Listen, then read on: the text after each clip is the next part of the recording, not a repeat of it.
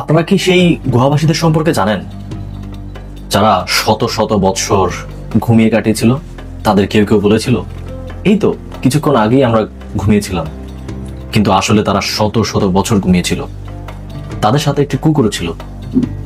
ইসলামে এমন কিছু সূরা রয়েছে যেগুলোর বিশেষ মর্যাদা আল্লাহ তাআলা নিজে এবং তার রাসূল দ্বারা বর্ণিত। তার মধ্যে অন্যতম সূরা হচ্ছে সূরা কাহাফ। হাদিসে হাকিম ও বাইহাগীতে রাসূল সাল্লাল্লাহু আলাইহি সাল্লাম বলেছেন, যে ব্যক্তি জুমার দিনে সূরা কাহাফ তেলাওয়াত করবে তার এক জুমা থেকে পরের জুমা পর্যন্ত নূর ছড়িয়ে থাকবে। সহিহ মুসলিমে বলেছেন, যে ব্যক্তি সূরা কাহাফের প্রথম 10 আয়াত মুখস্থ করবে সে দাজ্জালের ফিতনা থেকে নিরাপদ থাকবে। কোন কোন আলেমগণ প্রথম 10 আয়াতের সাথে শেষের 10 আয়াতকেও মিলিয়েছেন।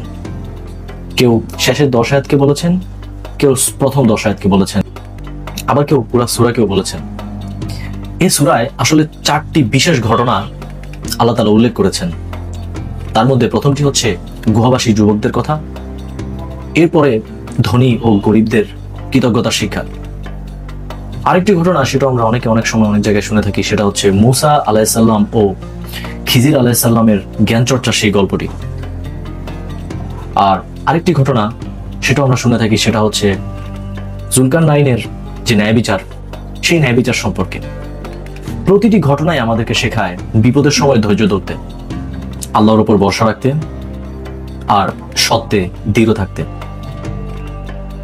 তাই প্রতি শুক্রবার আমাদের কিছু সময় বের করে সূরা কাহাফ পড়া উচিত, কারণ সূরা কাহাফ যদি আমরা নিয়মিত পড়ি তাহলে কিয়ামতের আগে দাজ্জালের ফিতনা থেকে আল্লাহ তাআলা আমাদেরকে রক্ষা করবেন। আল্লাহ হাফেজ।